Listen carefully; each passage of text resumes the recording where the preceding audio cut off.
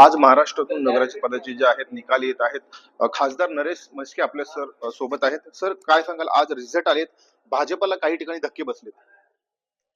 या ठिकाणी धक्के वगैरे असा काही विषय नाही. महायुतीचा प्रचंड असा विजय या महाराष्ट्रामध्ये नगरपालिका आणि नगरपंचायतींच्या निवडणुकीमध्ये मिळतोय. भाजप पण जवळजवळ 125च्या पुढे आहे. आम्ही 60-65च्या पुढे आहोत.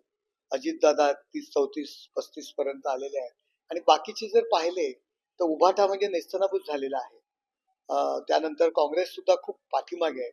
तर सगळ्यांची एकत्र टोटल केली तर महायुतीलाच या महाराष्ट्रातील जनतेने जो प्रतिसाद दिलेला आहे त्याबद्दल महाराष्ट्रातील जनतेचे मी आभार मानतो. आज एक या ठिकाणी मेळावा आहे.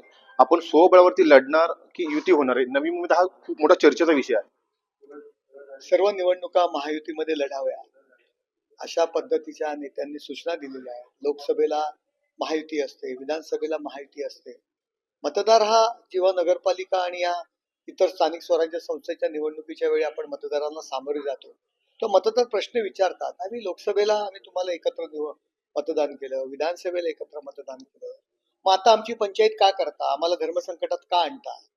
मग त्याचं उत्तर आम्हाला देता येत नाही. आणि त्याकरता मला असं वाटतं या निवडणुका महायुतीमध्ये लढाव्या. आपण पाहताय जो काही रिझल्ट लागलेला आहे तो पूर्ण कौल जनतेचा या ठिकाणी महायुतीला आहे.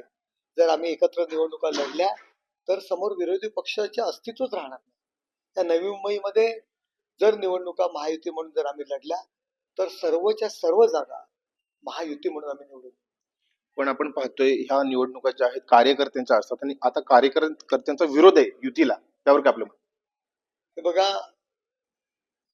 कार्यकर्त्यांना त्या लढायची इच्छा असते, त्या ठिकाणी तो काम करतो.